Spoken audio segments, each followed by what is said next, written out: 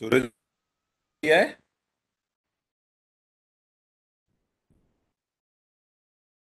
Yes sir. Hello. Calculate कर दिया आपने? हाँ सर, हाँ।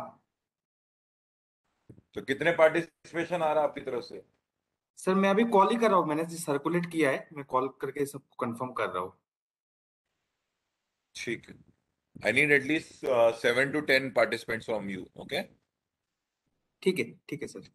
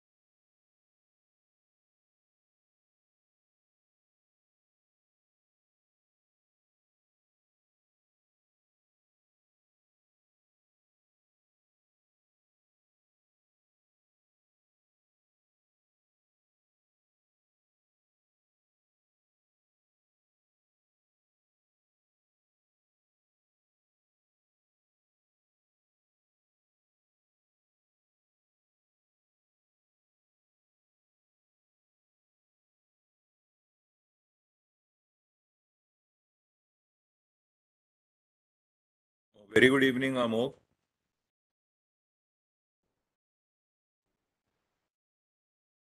Welcome to our Good event. evening. Amok, you're there? Yes, yes, good evening. Yeah, am I audible properly? Yes, yes, yes, you are audible. Yeah, so you'll just wait for another couple of around 5 minutes, and then we are expecting other participants. So we'll Sure, start in sure. 5 minutes. No problem. Sure.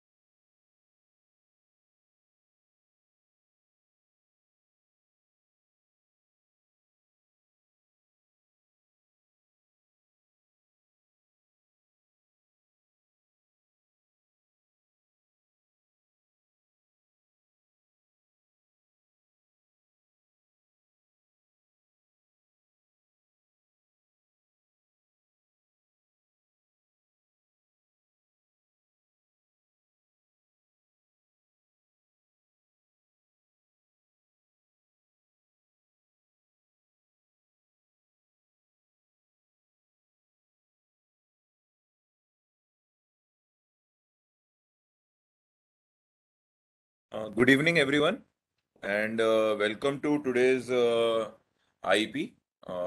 So we have with us Mr. Amog Gothoskar, and a little intro about Mr. Amog is that he has approximately 11 years of industry and training experience, and he has done multiple financial literacy training programs with other exchanges as well. So he's a very prominent figure in this field, and he has also conducted lectures in B schools, in SIB Pune, and other major institutes. and he has acted as team advisor trainer for the Narsi Munji College as well. So, and I'll now request Mr. Amok to kindly start with the presentation. So, Amok, if you can just share your screen. Yeah, sure. I'll just do that.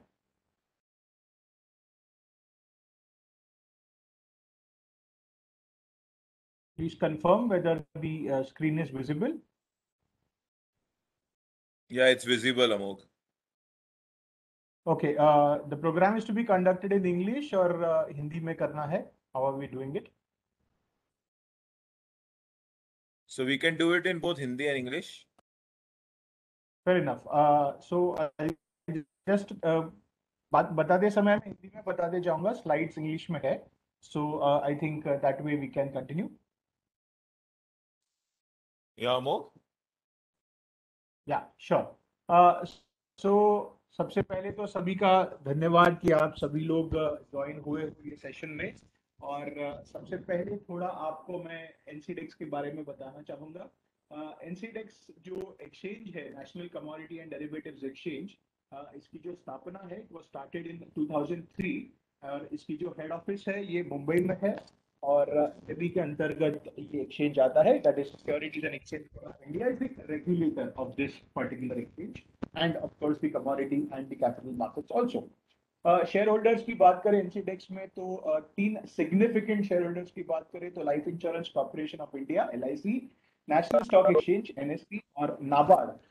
ये तीन exchanges ये तीन जो share holders है ये significant share holders है ये market NCDEX commodity exchange की. इंस्ट्रूमेंट्स की बात करें तो there are 24 different future contracts that are available in agricultural commodities on the NCDEX. अगर ऑप्शंस की बात करें तो there are 7 types of commodities as option contracts. और इंडाइसेस जो आज का हमारा टॉपिक है, अगर बात करें तो 3 अलग अलग प्रकार के इंडाइसेस अवेलेबल है जो जिसमें आप ट्रेडिंग कर सकते हो. मेंबर्स की बात करें तो client base is approximately around 35 lakh clients, facilitating trading through 49,000 terminals और 1000 से ज्यादा सेंटर्स है जिनके थ्रू ट्रेडिंग की जाती है. वेयर हाउसेस की बात करें तो 594 से ज्यादा वेयर हाउसेस एनसीडेक्स की है जो कमोडिटी मार्केट्स में या कमोडिटी ट्रेडिंग में सहूलियत देती है. इंडाइसेस की बात करें जो आज का टॉपिक है तो 3 अलग अलग प्रकार के इंडाइसेस है. सबसे पहला जो कि एग्रीडेक्स है वो मई 2020 में लॉन्च किया गया था और उसके बाद ही अगस्त 2021 में 2 और सेक्टोरल इंडाइसेस लॉन्च किए गए थे जो कि गवारेक्स और सोइडेक्स है. So this is a basic information about the exchange as an NCDEX.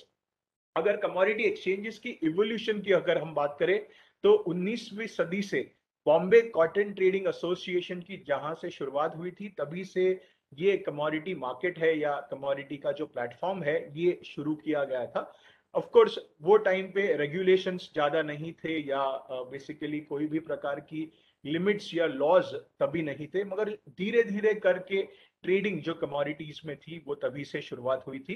Bombay cotton trading association की जो बिल्डिंग है या जो एसोसिएशन है ये अभी भी मार्केट में अपना जो कार्य है वो कर रहा है. बॉम्बे में अगर आप कभी आए फॉर एग्जांपल तो कॉटन ग्रीन नाम का एक स्टेशन है जिसके लेफ्ट हैंड साइड में अगर आप CST के ओर जा रहे हो तो अब भी एक पत्थर से लदी हुई एक बिल्डिंग, एक स्टोन काइंड ऑफ आर्किटेक्चर आपको दिखता है जो कि बॉम्बे कॉटन ट्रेडर्स एसोसिएशन है. और उसमें कॉटन की जो ट्रेडिंग है एक रीजनल कमोडिटी एक्सचेंज या एसोसिएशन कह सकते हैं उसे, वहां पर अभी भी वो की जाती है. 1910 से लेके 1930 तक, 1910 से 1930 तक अलग अलग प्रकार की कमोडिटीज में ट्रेडिंग शुरू की गई थी जैसे कि ऑयल सीड्स है, रॉ जूट है. उसके बाद में मार्केट में एक रेगुलेटर लाया गया जो कि 1953 में फॉरवर्ड्स मार्केट कमीशन की स्थापना की गई. It was established and it was the regulator from then for the commodity markets. उसके बाद कहीं ना कहीं मार्केट में बहुत ज्यादा वोलेटिलिटी, कहीं होल्डिंग की केसेस भी सामने आई थी. उसके वजह से एक कमोडिटी मार्केट पे बैन लगाया गया, मगर ये बैन लगाने के बाद ही धीरे धीरे अलग अलग कमिटीज स्थापन की गई या एस्टैब्लिश की गई. और जिसमें अगर प्रमुख अपन कमिटीज की बात करें तो खुशरो कमिटी, काबरा कमिटी और एक वर्किंग कमिटी की स्थापना की गई थी जिन्होंने रेकमेंड किया कि कमोडिटी मार्केट्स को पूरी तरह रुका के कोई भी फायदा नहीं है। सो धीरे धीरे करके थोड़ी थोड़ी कमोडिटीज को शुरुआत की जाए वापस एक बार। और 2001 में सभी कमोडिटीज जो बैन की गई थी, बहुत सी कमोडिटीज को वापस कमोडिटी मार्केट पे ट्रेडिंग के लिए लाया गया। इसके बाद में 2003 में 3 अलग अलग प्रकार की नेशनल कमोडिटी एक्सचेंजेस की शुरुआत की गई थी। और सितंबर 2015 में एक ऐतिहासिक, एक हिस्टोरिक यू कैन से डिसीजन लिया गया कि जो एफएमसी है, फॉरवर्ड्स मार्केट कमीशन है, वो सेबी में मर्ज किया जाएगा। और उसके बाद ही SEBI from September 2015 has been the regulator for the commodity exchanges in India. Overall structure की अगर हम बात करें तो मिनिस्ट्री ऑफ फाइनेंस, जो कि डिपार्टमेंट ऑफ इकोनॉमिक अफेयर्स, उसके नीचे सेबी है, which is the regulator for the capital markets in India. उसके नीचे सभी प्रकार की नेशनल एक्सचेंजेस आती है, जैसे कि एनसीडेक्स, एमसीएक्स, आईसेक्स, एनएससी और बीएससी है। सो पूरी मार्केट की अगर बात करें तो 91 कमोडिटीज मार्केट में, डेरिवेटिव्स मार्केट में ट्रेडिंग के लिए ओवरऑल उपलब्ध है। अगर स्ट्रक्चर जो हम बात कर रहे थे उसके आगे अगर देखे, इवोल्यूशन में आगे देखे, तो सितंबर 2015 में जब सेबी ने टेक ओवर किया as market regulator for commodity markets, उसके बाद धीरे धीरे करके अलग अलग पार्टिसिपेंट्स को, अलग अलग इंस्टीट्यूशंस को, अलग अलग इंडिविजुअल्स को परमिशन दी गई, अलाउ किया गया मार्केट में पार्टिसिपेट करने को, जिसकी शुरुआत हुई थी कमोडिटी डेरिवेटिव्स में ऑप्शंस परमिशन देने से। और फिर धीरे धीरे कैटेगरी 3 आईएफ्स को दिया गया। उसके बाद में इक्विटी और कमोडिटी ब्रोकिंग के जो आर्म्स है उनको इंटीग्रेट करने की परमिशन दी गई। फिर बैंक सब्सिडरीज जो है उनको कमोडिटी प्रोडक्ट्स को डिस्ट्रीब्यूट करने की परमिशन दी गई। Then banks were also permitted to participate as a professional clearing member. फिर एफपीआई जो कि फॉरेन पोर्टफोलियो इंस्टीट्यूशंस है, उनको भी परमिट किया गया कि हेजिंग पोजीशंस लेने के लिए वो कमोडिटी मार्केट्स का सहारा ले सकते हैं। और फिर मार्च 2019 में म्यूचुअल फंड्स और पीएमएस जो पोर्टफोलियो मैनेजमेंट सर्विसेज है, उनको भी कमोडिटी मार्केट्स में पार्टिसिपेट करने की परमिशन दी गई। उसके बाद में सबसे पहले जो कि जून 2019 में कमोडिटी इंडाइसेस लॉन्च करके जो परमिशन है वो सेबी द्वारा दी गई। और उसके बाद थोड़े ही दिनों में, थोड़े ही महीनों में, जैसा मैंने आपको बताया, वो एग्रीडेक्स एनसीडेक्स ने लॉन्च किया था, जो कि एक कॉम्पोजिट इंडेक्स है, जिसके बारे में डिटेल में हम थोड़ी ही देर में बात भी करने वाले हैं। अगर ओवरऑल एग्रीकल्चरल सेक्टर अगर हम देखें तो एग्रीकल्चरल सेक्टर जो इंडिया का है उसका जो साइज है, एग्रीकल्चर उससे जुड़े हुए जो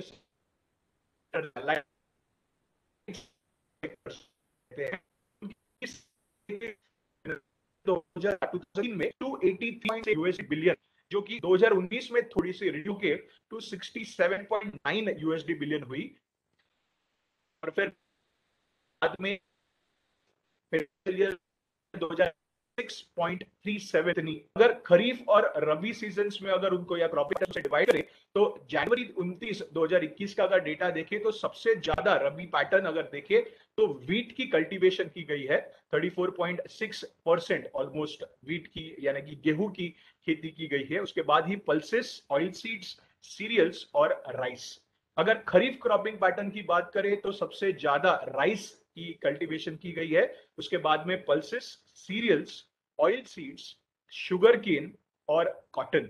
सो अगर दोनों ही क्रॉपिंग पैटर्न्स में देखें तो सबसे ज्यादा जो कंपोनेंट है वो हमारे डेली फूड या स्टेपल डाइट जिसे हम कहते हैं, जैसे कि चावल, राइस और चपाती या रोटी जो हम खाते हैं, जो कि गेहूं से बनती है, वीट। इसीलिए दोनों कंपोनेंट्स आपको वहां पे सबसे ज्यादा प्रपोर्शन लेते हुए दिखाई देते हैं। एग्रीकल्चर एक्सपोर्ट्स की बात करें, if we talk about agricultural exports in USD billion, financial year 2018 में 38.21 बिलियन इतना था, जो कि अप्रोक्सीमेटली उतना ही फाइनेंशियल ईयर 2019 में भी दिखाई दिया। मगर कोविड के वजह से, कोविड का एक इंपैक्ट कहीं पे फाइनेंशियल ईयर 2020 में दिखाई दिया, जहां थोड़ा यूएसडी बिलियन 35.09 इतना घट गया। और फिर वापस फाइनेंशियल ईयर 2021 में अगर हम देखें, जो कि फरवरी 21 तक का ये डेटा हम यहाँ पे ले रहे हैं, 41.25 बिलियन इतना यूएसडी बिलियन इतना एग्रीकल्चरल एक्सपोर्ट्स का।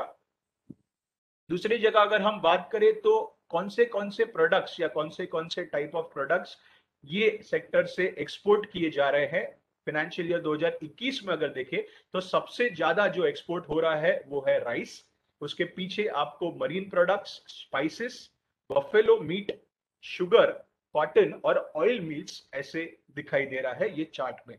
सो ये जो आपको स्लाइड दिखाई है या डेटा दिखाया है, ये जस्ट आपको एक अंदाजा देने के लिए दिखाया गया है कि एग्रीकल्चरल सेक्टर का जो भारत की इकोनॉमी है उसमें कितना ज्यादा योगदान रहा है या हो रहा है।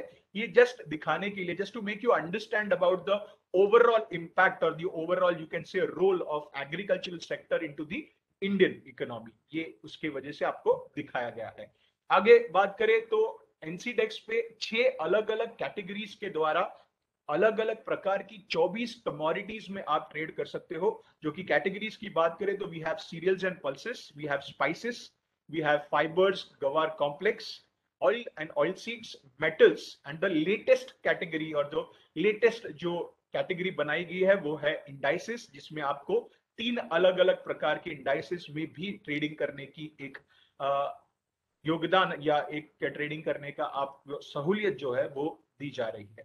अगर इंस्ट्रूमेंट्स की बात करें तो as I said 24 different commodities are available in futures, 7 different commodities are available in option contracts and 3 different indices, 3 अलग अलग प्रकार के indices एग्रीडेक्स, गवारेक्स और सोएडेक्स आपको indices में यूज करने को या इन्वेस्टमेंट करने के लिए अवेलेबल है। अभी हम आज का जो टॉपिक है उसके बारे में थोड़ा अभी हम डिटेल में जाते हैं। सो सबसे पहले जो कमोडिटी मार्केट है या जो कमोडिटी इंडाइस है उसके बारे में थोड़ा बात करेंगे। सबसे पहले जो एग्रीडेक्स है जो कि एक कॉम्पोजिट इंडेक्स है वो लॉन्च किया गया, उसके पीछे ही गवार इंडेक्स जो कि गोवारेक्स है, और जो लेटेस्ट लॉन्च किया गया है वो है सोय इंडेक्स यानी सोएडेक्स। सो ओवरऑल अगर कमोडिटीज की बात करें या इंडाइसेस की बात करें तो एग्रीडेक्स ये भारत का सबसे पहला, it is India's first return based agricultural futures index which is tracking the performance of the 10 liquid commodities.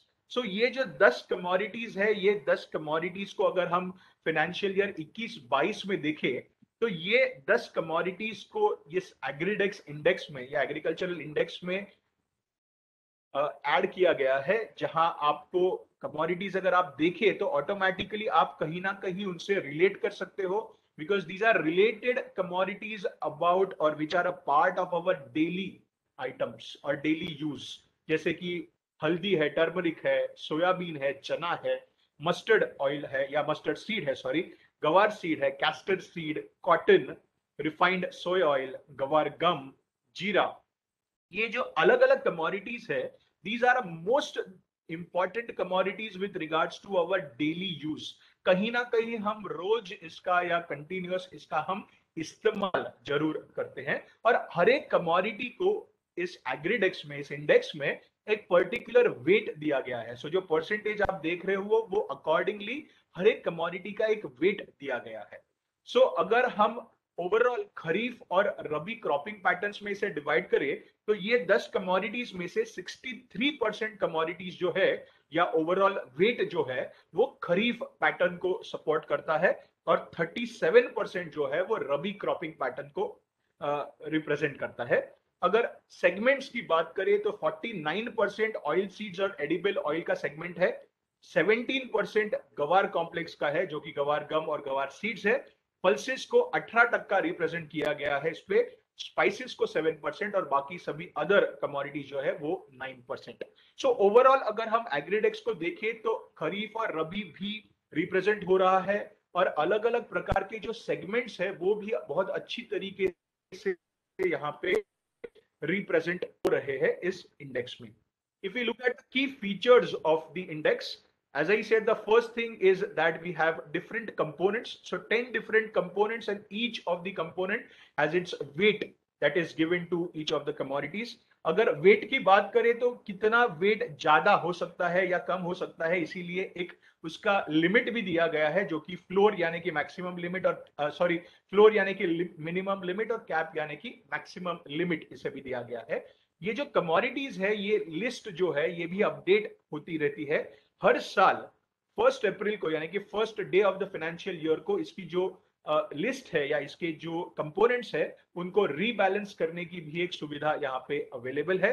अगर हम रोल ओवर की बात करें तो एक्सपायरी मंथ जो भी होगा उसके फर्स्ट 3 डेज में आप अपनी जो पोजीशन है वो भी रोल ओवर कर सकते हो, and both upstream as well as downstream commodities are selected as a part of these components.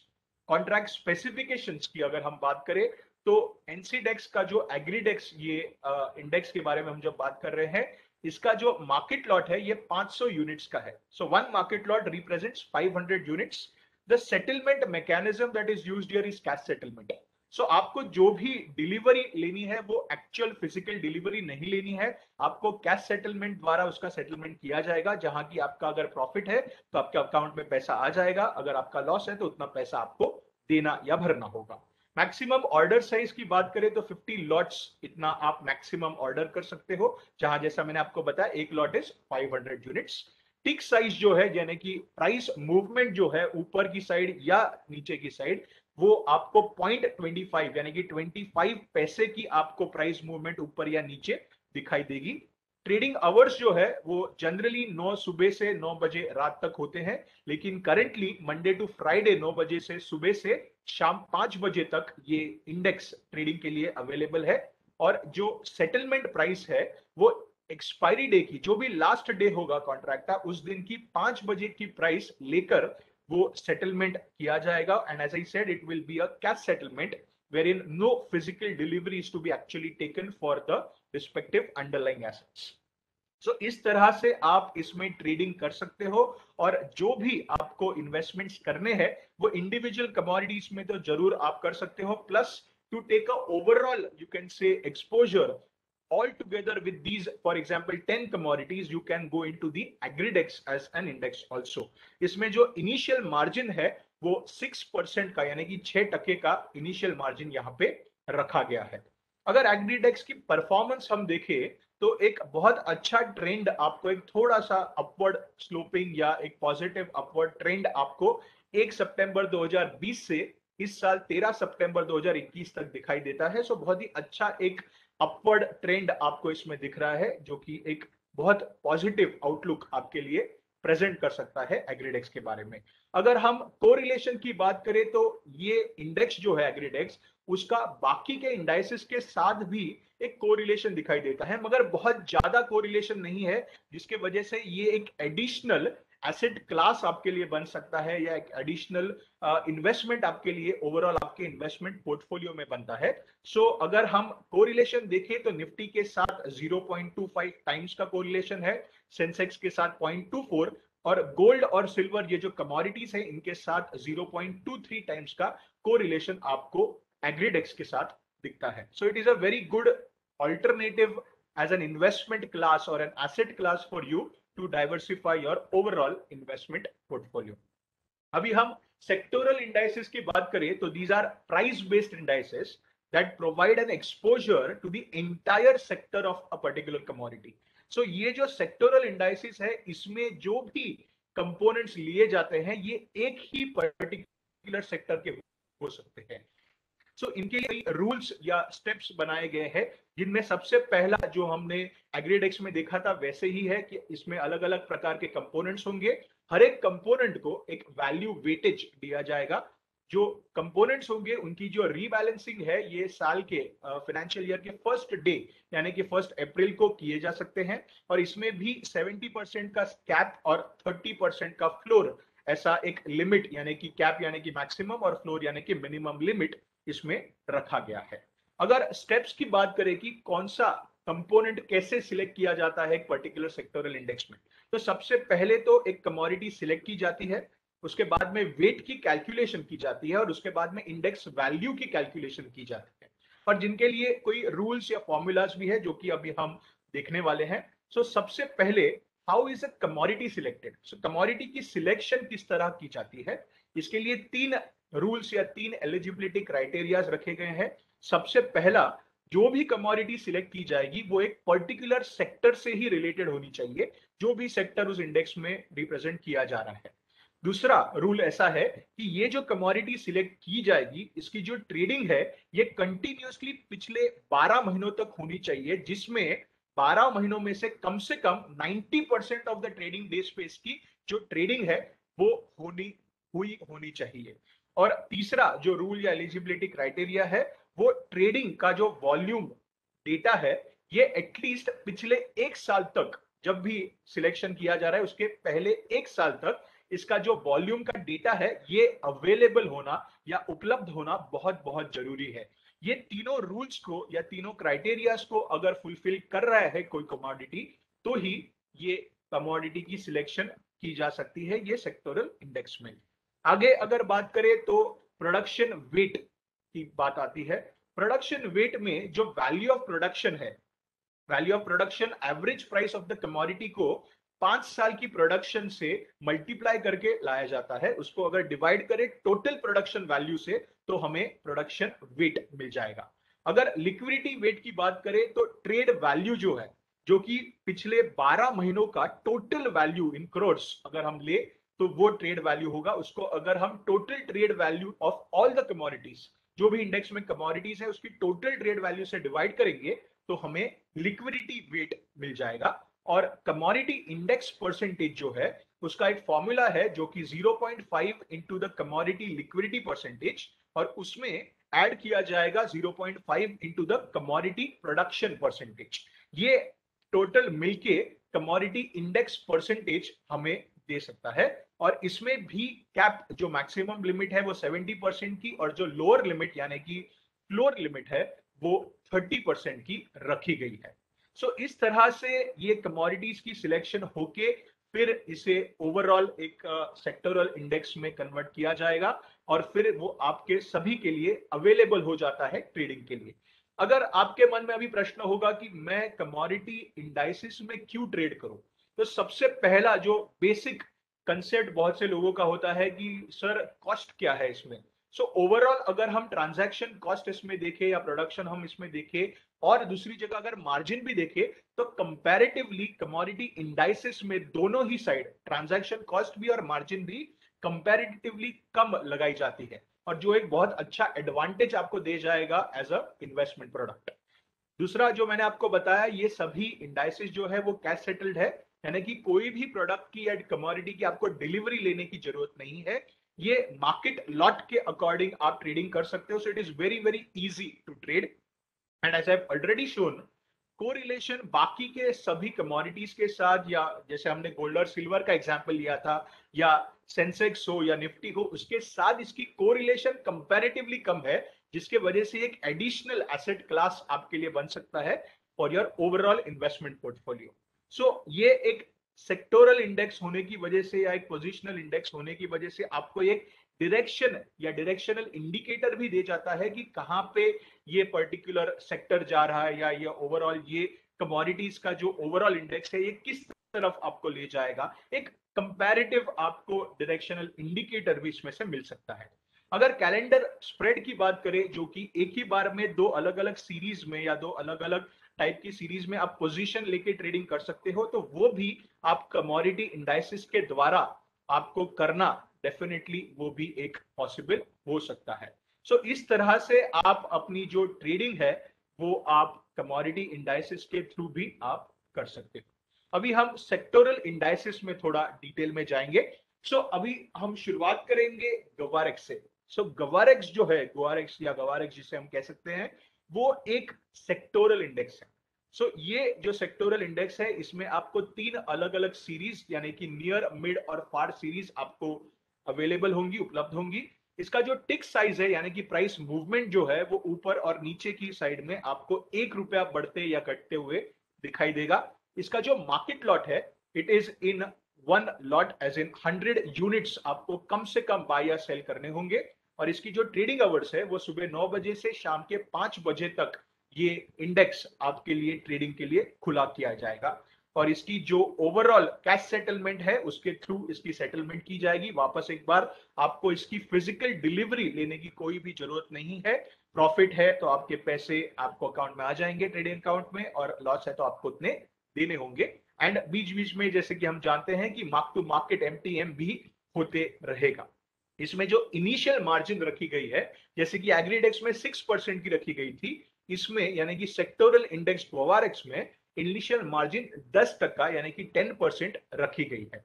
अगर हम ओवरऑल कंपोनेंट्स की बात करें तो इसमें दो अलग अलग प्रकार के कंपोनेंट्स रिप्रेजेंट होते हैं। सबसे पहला जो कि raw material kind of component है, गवार सीड 63% रिप्रेजेंट होता है, और दूसरा है गवार गम जो कि इसका डेरिवेटिव प्रोडक्ट हम कह सकते हैं या प्रोसेस प्रोडक्ट कह सकते हैं, जो कि 37% ये कंपोनेंट इस पे रिप्रेजेंट करता है। अगर ओवरऑल परफॉर्मेंस की बात करें तो पिछले एक साल यानी कि मार्च 20 से लेके मार्च 21 अप्रैल 20 से लेके मार्च 21 तक तो एक बहुत अच्छा आपको वोलेटाइल ट्रेंड यहाँ पे दिख रहा है। बहुत से बार हम वोलेटाइल ट्रेंड दिखता है तो हम ऐसा भी कह सकते हैं कि these are very good spots. आपको बीच बीच में कहीं ना कहीं पोजीशंस दिखाई देगी जहां पे आप एंट्री और एग्जिट आपकी ले सकते हो। अगर ओवरऑल गवार में या गवार कॉम्प्लेक्स जो है यानी कि गवार सीड्स और गवार गम में हम इन्वेस्ट क्यों करें, ऐसा आपको एक प्रश्न पड़ा होगा। सो सबसे पहली चीज आपको ये पता होनी चाहिए कि इसका जो डिमांड और कंजम्पशन और प्रोडक्शन आउटलुक है, ये सबसे पहला जो कंपोनेंट या फैक्टर उसे रेलेवेंट होगा वो है पॉपुलेशन।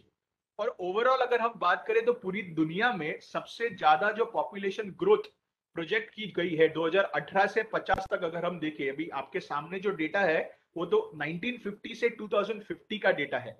2050 तक का प्रोजेक्शन दिया गया है जो कि organisation of economic cooperation and development, food and agricultural organisation of United Nations, इनके एग्रीकल्चरल आउटलुक 2021 के रिपोर्ट से लिया गया है। सो इसमें आपको एक बहुत क्लियर पॉजिटिव प्रोजेक्शन दिख रहा है for the population to grow in Asia, which is actually supported by two main countries, which is India and China. So India और China की वजह से ये population growth एशिया में सबसे ज्यादा दिखाई दे रही है प्रोजेक्शन टिल 2050। अगर ओवरऑल गवार मार्केट की बात करें तो गवार का जो प्रोडक्ट है या गवार ये कमोडिटी जो है ये बेसिकली गवार सीड्स से चालू होती है। सो गवार सीड्स जो है या गवार गम का जो मार्केट है, ये ओवरऑल अगर हम देखें तो इसका यूज कहां होता है। सो अगर हम इसका यूज देखें तो सबसे महत्वपूर्ण यूज इसका है कि ये चिपकाने के लिए यानी जेलिंग फंक्शन के लिए यूज किया जाता है।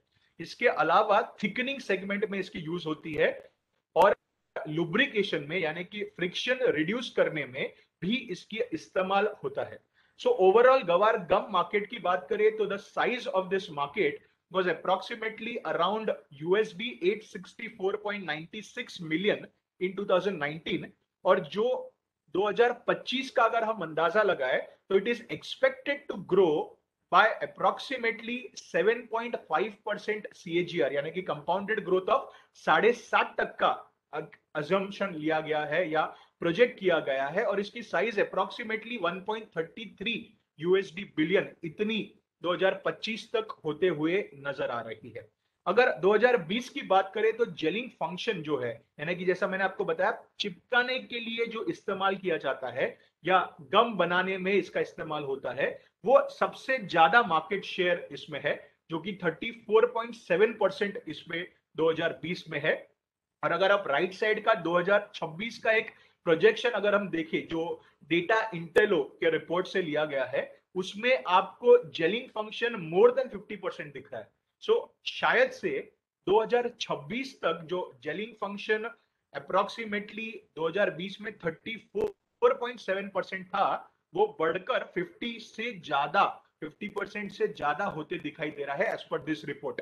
अगर वो होगा तो बहुत अच्छा यहाँ पे एक पॉजिटिव आउटलुक हमें इस मार्केट के लिए या गवार गम के लिए दिखाई दे सकता है। अगर हम सबसे फास्टेस्ट ग्रोइंग सेगमेंट को देखें तो थिकनिंग सेगमेंट जो है वो सबसे फास्ट बढ़ता हुआ दिखाई दे रहा है, सबसे जल्दी बढ़ता हुआ दिखाई दे रहा है विद अ CAGR ऑफ 7.8%। और अगर हम ओवरऑल इंडस्ट्रियल गुआर गम का अगर डिमांड देखें जो अलग अलग इंडस्ट्री से आता है, जैसे कि ऑयल एंड गैस है या माइनिंग इंडस्ट्री है, एक्सप्लोजिव्स इंडस्ट्री है या पेपर इंडस्ट्री है, कॉस्मेटिक्स है, फार्मास्यूटिकल्स है या फूड एंड बेवरेज इंडस्ट्री है, इन सभी का जो डिमांड आता है इंडस्ट्रियल यूज के लिए वो अप्रोक्सीमेटली ओवरऑल डिमांड में से 45% का डिमांड यहां से आते हुए दिखाई देता है। So food and beverage industry की अगर बात करें तो 2020 साल में इसकी जो साइज थी वो अप्रोक्सीमेटली USD 183.7 मिलियन इतनी फूड एंड बेवरेज इंडस्ट्री की गुआर गम ओवरऑल इंडस्ट्री में साइज थी।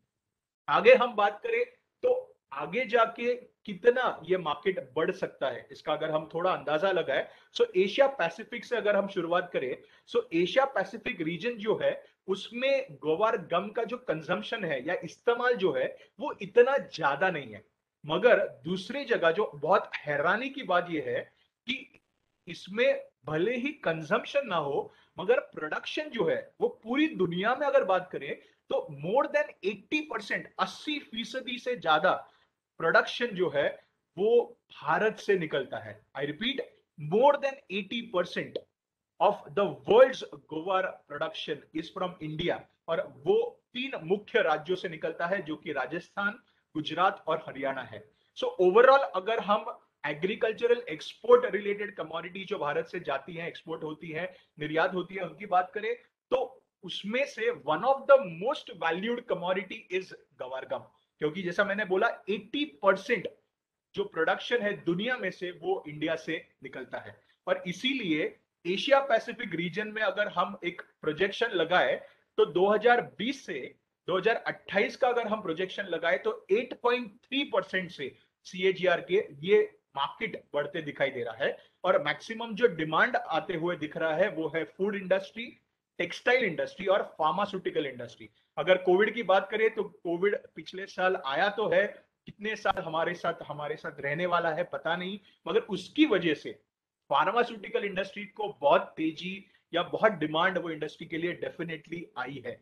सो नॉर्थ अमेरिका और यूरोप की अगर हम बात करें तो इसमें जो ग्रोथ होते दिखाई दे रही है वो मैक्सिमम डिमांड जो है वो ऑयल एंड गैस इंडस्ट्री से आते हुए दिख रही है, और उसके पीछे ही फूड इंडस्ट्री से डिमांड आते दिख रही है।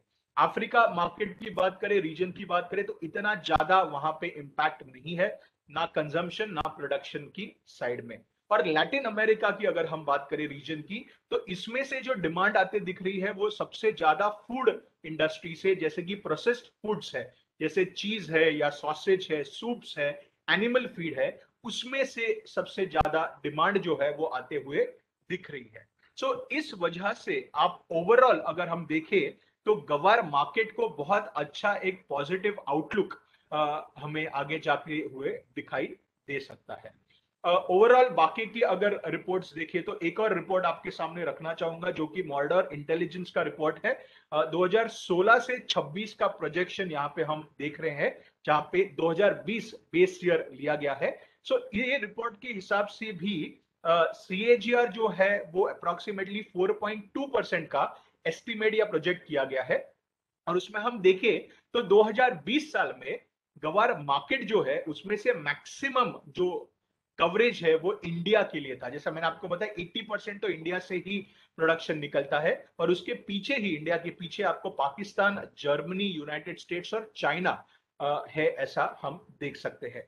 अगर ग्रोथ की बात करें तो इंडिया में आगे जाके 2021 से 26 तक ग्रोथ बहुत ज्यादा, यानी कि हाई ग्रोथ आपको इस चार्ट में, नीचे वाले चार्ट में आप देख सकते हो, उसमें आपको बहुत ही ज्यादा ग्रोथ होते हुए दिखाई दे रही है इस मार्केट के लिए। तो इस वजह से आप गवार मार्केट की एक्सपोजर या गवार मार्केट एज अ कमोडिटी की एक्सपोजर आप जरूर ले। और जैसा मैंने आपको बताया एनसीडेक्स के द्वारा आपके लिए इस कॉम्प्लेक्स में 2 कमोडिटीज उपलब्ध है जो कि गवार सीड और गवार गम है। दोनों ही कमोडिटीज में आप इंडिविजुअल इन्वेस्ट भी कर सकते हो, और जैसा एग्रीडेक्स है वैसा ही गवारेक्स के थ्रू, सेक्टोरल इंडेक्स के थ्रू आप साथ ही में दोनों प्रोडक्ट्स में एक्सपोजर आप ले सकते हो। सो ये है पहला सेक्टोरल इंडेक्स गवारेक्स। अभी हम दूसरे इंडेक्स की तरफ जा रहे हैं जो कि सोइडेक्स है। सो सोइडेक्स जो है वो सोयाबीन, ये कमोडिटी है, उसका एक इंडेक्स है। इसमें हमारे पास 3 सीरीज उपलब्ध है जो कि नियर, मिड और फार सीरीज है। इसमें भी जो टिक साइज है वो 1 रुपए की है, यानी कि ऊपर और नीचे की ओर जो मूवमेंट प्राइस की होती है वो 1 रुपया बढ़कर या नीचे उतर कर जाता है। मार्केट लॉट की बात करें तो here also 1 market lot is equal to 100 units, और ट्रेडिंग आवर्स जो है वो यहां पर भी आपको सुबह 9 बजे से शाम को 9 बजे तक आपको ट्रेडिंग के लिए उपलब्ध है। सेटलमेंट की बात करें तो यहां पर भी आपको कैश सेटलमेंट ही होता है, जो कि आपको कोई भी प्रकार का फिजिकल जो डिलीवरी है वो लेने की जरूरत नहीं है। डायरेक्टली कैश में आपकी सेटलमेंट हो जाएगी। प्रॉफिट है तो आपको पैसा मिलेगा अकाउंट में, लॉस है तो आपको देना होगा। इनिशियल मार्जिन की बात करें तो यहाँ पर भी जैसे कि गवारिक्स में था वैसे ही सोएडेक्स में भी आपको 10% का इनिशियल मार्जिन रखा गया है। कंपोनेंट्स की बात करें तो यहाँ पे दो मेजर कंपोनेंट्स है। सबसे पहला यानी कि सोयाबीन जो रॉ मटेरियल है, और जो प्रोसेस्ड उसका कंपोनेंट है वो है रिफाइंड सोया ऑयल। सो सोयाबीन और रिफाइंड सोया ऑयल की अगर ओवरऑल बात करें तो भारत में सोयाबीन ज्यादा डिमांड में नहीं है, मगर रिफाइंड सोया ऑयल जो है वो भारत दुनिया में सबसे बड़ा रिफाइंड सोया ऑयल का इंपोर्टर है। So refined soya oil as a commodity की बात करें तो उसमें सबसे ज्यादा डिमांड है इंडिया में एज अ इंपोर्टेड प्रोडक्ट। अगर ओवरऑल परफॉर्मेंस की बात करें तो अप्रैल 2020 से मार्च 21 तक एक clear positive outlook and trend आपको दिखाई दे रहा है, जो कि बहुत अच्छा इस इंडेक्स के बारे में या इन कंपोनेंट्स के बारे में बोल जाता है। अगर हम पॉपुलेशन की बात करें, वापस एक बार सेम चार्ट आपके सामने रखा हूं, which is the OECD FAO Agricultural Outlook Report 2021। सो इसमें भी आपको वापस एक बार जो हमने पहले भी बात की थी गवारेक्स में, एक positive trend towards India and China as in Asia आपको दिखाई दे रहा है, और जिसकी वजह से आपको सोयाबीन मार्केट में भी एक एक्सपोजर लेने की जरूरत पड़ सकती है। Because soybean as a product अगर हम बात करें तो इसमें दो चीजें निकलती है। 80% जो बीन से निकलता है वो है मील, जो कि एनिमल फीड में 97%, और फूड प्रोडक्ट्स में जैसे कि सोया रिलेटेड जो प्रोडक्ट्स है, जैसे कि सोया सॉस है या सोया मिल्क है, या फिर हम टोफू है जो पनीर का है जो सोया से बनता है, वो, वो ऐसे प्रोडक्ट इसमें से निकल। दूसरी जगह बात तो बाकी का जो में कन्वर्ट किया जाता है वो 68% फूड रिलेटेड प्रोडक्ट्स में यूज होता है या फूड इंडस्ट्री में यूज होता है। 25% बायोडीजल और बायो रिलेटेड प्रोडक्शन में यूज होता है। 7% प्रकार की इंडस्ट्रीज में जैसे पेंट है, प्लास्टिक इंडस्ट्री या क्लीनिंग इंडस्ट्री है, उसमें हो सकता है। अगर हम ओवरऑल इसके बारे में बात करें, US national library of medicine जो है यूनाइटेड स्टेट्स की, वो ऐसा कहती है कि approximately 65% of the population is finding it difficult to digest lactose. अभी लैक्टोज यानी जो भी दूध से जुड़े हुए कमोडिटीज या प्रोडक्ट्स है वो पचाने में या डाइजेस्ट करने में ऑलमोस्ट 65% जो लोग है पॉपुलेशन है उनको कहीं ना कहीं एक प्रॉब्लम फेस होती है। और जिसके वजह से धीरे धीरे जैसे हम बढ़ते एज हमारी बढ़ती जाती है वैसे वैसे ये डाइजेशन में हमें प्रॉब्लम हो सकती है। और दूसरी जगह ऐसे भी कई लोग हैं जिन्हें दूध के प्रोडक्ट्स पसंद ही नहीं है, जिसे लैक्टोज इनटॉलरेंट पीपल या पॉपुलेशन कहा जाता है, कि ऐसे लोग अप्रोक्सीमेटली साल में 10 मिलियन केसेस ऐसे निकलती है पूरे दुनिया में जो ऐसे कैटेगरी के लोग होते हैं कि जिन्हें दूध या दूध से जुड़े हुए प्रोडक्ट्स ही पसंद नहीं है। तो ऐसे लोग दूध ना लेने के सेवन ना करने की वजह से या probably not because of using और ईटिंग और drinking products relating to milk, क्या हो सकता है कि इनको जो दूध से जुड़े हुए वाइटामिन्स है या प्रोटीन्स है वो उनको नहीं मिलते, उनके बॉडी को नहीं मिलते। तो एक कहीं पे कॉम्पेंसेटरी प्रोडक्ट लाने की जरूरत है और वो खाने की या सेवन करने की जरूरत है जो उनको ये वाइटामिन्स और प्रोटीन्स दे। और ऐसा ही प्रोडक्ट है सोयाबीन। कि सोयाबीन ऐसा प्रोडक्ट है जो ये टाइप की प्रोटीन्स और वाइटामिन्स को रिप्लेस करने में, दूध से जुड़े हुए प्रोडक्ट्स को रिप्लेस करने में बहुत ज्यादा मदद करता है। And it has a very very high nutritional value, जो कि अलग अलग प्रकार के अमीनो एसिड्स के कॉम्पोजिशन से बनती है। और अगर ओवरऑल फिटनेस की बात करें तो जापान और जापानीज पॉपुलेशन जो है वो one of the fittest population है ऐसा कहा जाता है पूरी दुनिया में। और इसका एक रीजन ये भी है कि जापानीज लोगों के रोज के सेवन में या रोज के जीवन में उन लोग सोया रिलेटेड प्रोडक्ट्स का या सोयाबीन रिलेटेड प्रोडक्ट्स का बहुत ज्यादा इस्तेमाल करते हैं। और धीरे धीरे अगर आपने शायद सुना भी होगा कि वीगन नाम का एक कंसेप्ट निकल रहा है कि वीगन हम बनना चाहते हैं। सो ये जो वीगन रिलेटेड पॉपुलेशन निकल रही है वो भी दूध से जुड़े या एनिमल्स से जुड़े कोई भी प्रोडक्ट नहीं लेते, और उसके वजह से ये सोयाबीन जो है उसका एक एडिशनल पॉपुलेशनल डिमांड कहीं ना कहीं क्रिएट होते दिखाई दे रहा है। सो ये सभी कारणों की वजह से ये भारत में तो वीगन टाइप के लोग कंपैरेटिवली कम है, मगर यूरोपियन कंट्रीज में या वेस्टर्न कंट्रीज में बहुत ज्यादा दिखाई देते हैं, और उसके वजह से वहां उसकी डिमांड जो है या कंजम्पशन जो है वो सोयाबीन का बहुत ज्यादा बढ़ते हुए दिखाई दे रहा है। सो ये सभी कारण है कि आपको शायद प्रश्न पड़ेगा कि क्यों मैं ये मार्केट में या ये कमोडिटी में मैं क्यों जाऊं।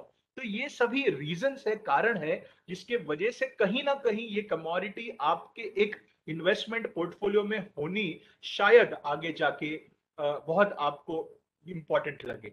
सोयाबीन मार्केट की ओवरऑल बात करें तो ये जो मार्केट है, वापस मैं एक बार आपके सामने मॉडर्न इंटेलिजेंस की रिपोर्ट रख रहा हूं, जिसमें 3.5% की सीएजीआर से 2021 से 26 तक ये सोयाबीन मार्केट बढ़ते दिखाई दे रहा है। और भारत में बहुत ज्यादा ग्रोथ तो नहीं है इस मार्केट की, मगर एक मीडियम ग्रोथ जरूर हमें इसमें दिख सकती है।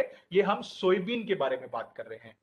और जैसा मैंने आपको शुरुआत में ही कहा था, भारत में जो ज्यादा ग्रोथ दिखती है वो है दूसरे कंपोनेंट में, जो कि सोयाबीन ऑयल है।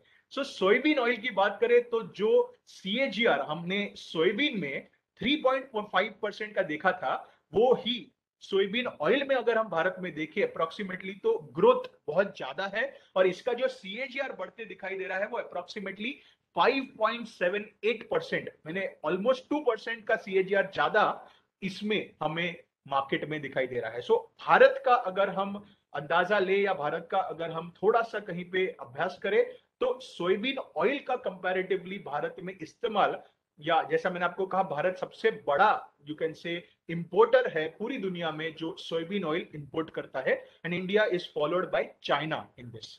अगर ओवरऑल दूसरा अगर हम थोड़ा डेटा देखें, सो अभी जो मैं डेटा आपके सामने रख रहा हूं वो है यूनाइटेड स्टेट्स के डिपार्टमेंट ऑफ एग्रीकल्चर का डेटा। सो इसमें 2029 यानी कि 2029 तक का प्रोजेक्शन लगाया गया है, और इसमें अगर हम ओवरऑल सोयाबीन की जो खेती है या एक्रिएट जिसे कहा जाता है वो अगर हम देखें तो वो कंटिन्यूअसली हर एक रीजन में, भले ही वो ब्राजील हो, यूनाइटेड स्टेट्स हो, अर्जेंटीना हो, इंडिया हो या चाइना हो, ओवरऑल कहीं ना कहीं हर एक जगह पर हर एक रीजन में आपको पॉजिटिव यानी कि अपवर्ड ट्रेंड ही आपको दिखाई दे रहा है। अगर कंजम्पशन की भी बात करें तो भी आपको एक अपवर्ड ट्रेंड दिखता है, और पर कैपिटा कंजम्पशन की बात करें तो भी आगे का जो प्रोजेक्शन है वो भी आपको अपवर्ड स्लोपिंग ही या अपवर्ड ग्रोइंग ही आपको दिख रहा है। सो सभी जो डेटा या सभी जो फिगर्स हमारे सामने है वो कहीं ना कहीं एक पॉजिटिव आउटलुक ही दिखा रहे हैं सोयाबीन के लिए या सोयाबीन मार्केट के लिए। और ओवरऑल नेट ट्रेड की 2029 की बात करें जो कि मिलियन मेट्रिक टन्स में है, उसमें भी जैसा मैंने आपको बताया वेस्टर्न कंट्रीज में ज्यादा इसका ओवरऑल ट्रेंड दिखाई दे रहा है, जैसे कि यूनाइटेड स्टेट्स है, लैटिन अमेरिका है, यूरोपियन कंट्रीज, या even for that matter Bharat में कंपैरेटिव कम है, मगर पैसिफिक रीजन में भी हमारे पास जो है नजदीक जो भारत के है उसमें भी कंपैरेटिवली ज्यादा हमें ओवरऑल एक डिमांड आते हुई दिखती है। अगर हम प्राइस की बात करें, जहां पर मैंने फूड एंड एग्रीकल्चरल ऑर्गेनाइजेशन यानी कि यूनाइटेड नेशंस का जो एफएओ है उसका फूड आउटलुक का जो जून 2021 का रिपोर्ट है वो इसके लिए रेफर किया है। वो अगर हम देखें तो 2006 से 19 तक अगर हम देखें तो प्राइस में एक अपवर्ड ट्रेंड 6 से लेके अप्रोक्सीमेटली 2013-14 तक दिख रही है, और फिर एक डाउनवर्ड ट्रेंड हमें 2020 तक दिखती है। मगर उसी कंपैरिजन में अगर हम देखें तो सोयाबीन में जो ग्रोथ है वो कंपैरेटिवली ज्यादा है, और फिर वापस एक फॉल जो दिखता है वो भी कंपैरेटिवली कम है। So as I said, soybean oil का जो ओवरऑल एक्सपोजर हमारे पास होना चाहिए वो कंपैरेटिवली ज्यादा होना चाहिए एज कंपेयर टू सोयाबीन, जो कि हमें इस डेटा से भी कहीं ना कहीं हम इसका एक अंदाजा लगा सकते हैं। अगर 2020 और 21 की बात करें, सो जनवरी 2020 से लेके मई 2021 का अगर हम डेटा देखें प्राइस का वही रिपोर्ट में, तो क्लियरली आपको एक अपवर्ड ट्रेंड दिख रहा है। मगर वही कंपैरिजन अगर आप कंपैरेटिवली दूसरी ओर करो जो कि सोयाबीन ऑयल में है, वो कंपैरेटिवली आपको एक ज्यादा पॉजिटिव ट्रेंड दिखाई दे जाता है। So this is giving you an outlook, this is giving you an overall projection that these are the commodities which you may use as a part to diversify your portfolio. अगर हम correlation की बात करें तो refined soybean oil का जो commodity है उसकी कंपैरिजन अगर हम कोरिलेशन के लिए सीबॉट पे जो रिफाइंड सोयाबीन ऑयल है उससे करें, अभी CBOT is Chicago Board of Trade जो कि यूनाइटेड स्टेट्स का one of the largest commodity exchanges है, उसमें भी अगर हम कोरिलेट करें ये प्रोडक्ट को एनसेडेक्स के प्रोडक्ट के साथ तो उसमें भी एक आपको पॉजिटिव कोरिलेशन दिखाई देता है, मगर फुल कोरिलेशन नहीं है, यानी कि परफेक्ट कोरिलेशन 100% का नहीं है, मगर एक पॉजिटिव कोरिलेशन जरूर आपको यहाँ पे दिख रहा है 1 दिसंबर 2020 छोड़ के जहां पे नेगेटिव कोरिलेशन था। So which also is telling you something good, something positive about this particular commodity which is soybean oil. So overall ये सभी आप देखकर ये तो समझ ही गए होंगे कि ये कमोडिटीज जो है, सो हम गवार गम से बात करें या गवार सीड्स देखें या ओवरऑल जो एग्रीडेक्स में 10 कमोडिटीज है जो हमारे रोज के जीवन से कहीं ना कहीं जुड़ी हुई है, या on the other side if we talk about refined soybean oil or we talk about soybean as a concept, all these are commodities which somewhere or the other should be a part of our portfolio, because as I said there is a good positive outlook which probably will make us कि boss मैंने तभी invest नहीं किया, शायद ऐसा सोचने पे हमें आगे जाके मजबूर कर जाए, we don't know, but ultimately कहीं ना कहीं एक एडिशनल एसेट क्लास आपके पोर्टफोलियो में हो, इसलिए आप ये कमोडिटीज का इस्तेमाल जरूर एक डाइवर्सिफिकेशन के लिए कर सकते हो। And last that I would like to tell you is about some guidelines कि आप जब भी इन्वेस्टमेंट की ओर जा रहे हो तभी आपको थोड़ी चीजों के बारे में पता होना जरूरी है। सो सबसे पहले तो कोई भी प्रोडक्ट में any investment that you are doing, try to understand, try to study, analyze about that investment and try to get information. So you can get information from SEBI, that is the website, circulars or the exchange circulars. And on the other side, also remember that whenever you are trading using intermediaries, check the registration status of those intermediaries, because there is a chance that they could not be registered or probably there is some problem with their registration. It is always better that you trade through such intermediaries who are registered. आपकी KYC भी आपको पूरी तरह complete करनी है, all the documentation has to be complete, और हमेशा याद रखें कि जो भी आप इन्वेस्टमेंट कर रहे हो उसमें कोई ना कोई प्रकार की रिस्क जोखिम जरूर होगी। सो वो रिस्क लेने की आपकी कैपेसिटी, आपकी एपेटाइट है या नहीं, ये जरूर आप सबसे पहले समझे और उसके बाद में ही आप अपना जो भी इन्वेस्टमेंट का डिसीजन है वो आप ले सकते हो।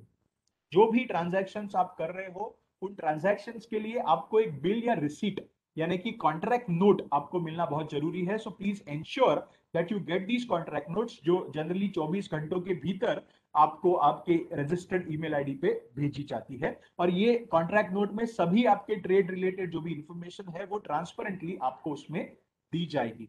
सो टाइम पर जो भी आपकी मार्जिन्स आपको पेमेंट्स करनी है या मार्क टू मार्केट का ऑब्लिगेशन फुलफिल करना है वो कंटिन्यूअसली आप करते जाए, और जो भी मार्केट रिलेटेड ट्रेड यानी कि डब्बा ट्रेडिंग या ऑफ मार्केट ट्रेड्स में आप जरूर आपकी पोजीशन ना ले, जिसका रिस्क है। सो डब्बा ट्रेडिंग या ऑफ मार्केट ट्रेड्स में वापस एक बार कहना चाहूंगा ज्यादा रिस्क है।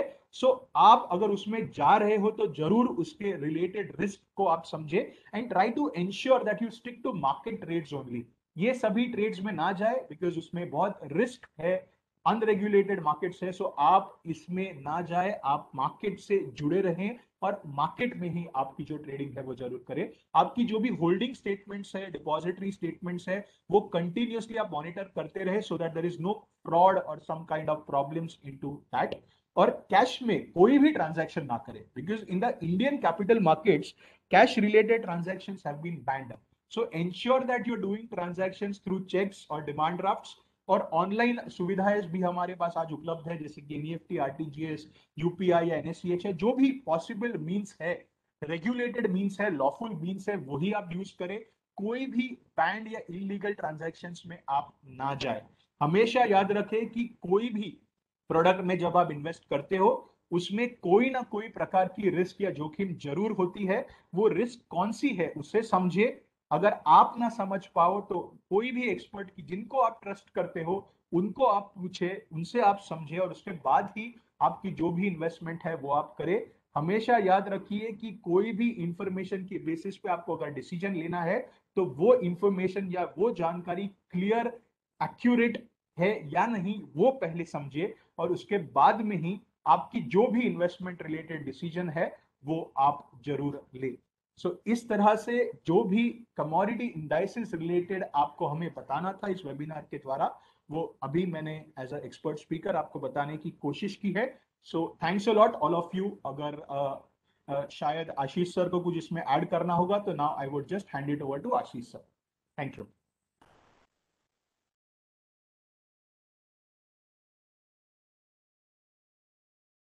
Thank you so much, Amog sir. And now I'll request the participants whether if they have any questions. So we can take question one on one. Any questions from anyone?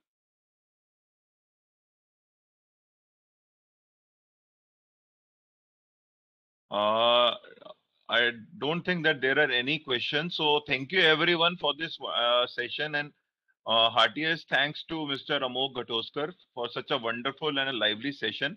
So we look forward to hosting you again, sir. And until that time, everyone kindly take care of yourself, and we'll see you again. Thank you so much. Okay, thanks a lot. Thank you everybody. Thank you Ashish.